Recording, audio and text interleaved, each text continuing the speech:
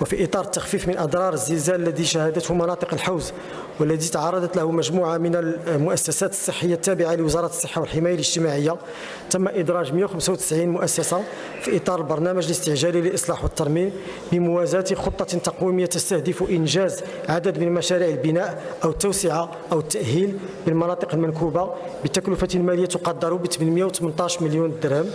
كما تمت برمجة مشاريع أخرى مهيكلة بهذه المناطق